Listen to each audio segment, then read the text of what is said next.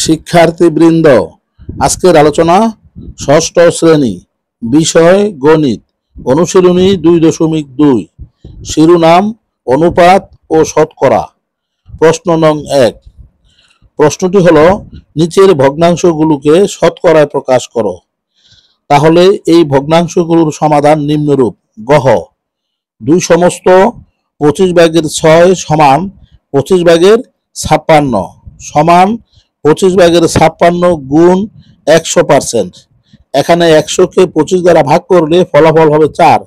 56 গুণ 4 সমান 224%। চ 0.25 সমান 0.25 গুণ 100% সমান 25%। ছ 2.50 সমান 2.50 গুণ 100% সমান 250%। জহ 12/25 সমান 25/12 সমান 25/12 গুণ 100%। এখানে 100-কে 25 দ্বারা ভাগ করলে ফলাফল হবে 4। 12-কে 4 দ্বারা গুণ করলে 4×12 48%। আবার প্রশ্ন নং 2। প্রশ্নটি হলো, নিচের ভগ্নাংশগুলোকে সাধারণ ভগ্নাংশ এবং দশমিক ভগ্নাংশে প্রকাশ করো। তাহলে সমাধানটি নিম্নরূপ। ক 45% সমান 100/45 সমান 20/9। আবার 45% সমান 100/45।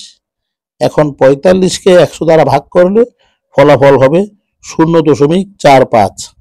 উত্তর 20/9 এবং 0.45। আবার গ 37 সমস্ত 2/1% সমান 2/75% সমান 75/2 গুণ 100 সমান 8/3।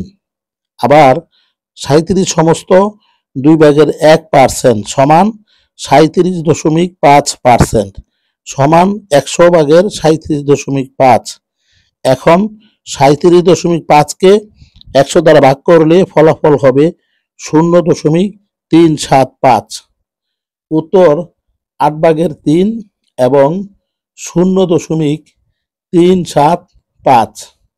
গহ 11 সমস্ত 4/1% সমান 4/45% সমান 45/4 গুণ 100 সমান 80/9।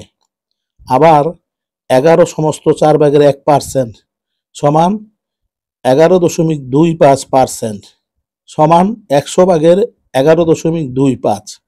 এখন 11.25-কে 100 দ্বারা ভাগ করলে ফলাফল হবে 0.1125। উত্তর 80/9 এবং 0.1125।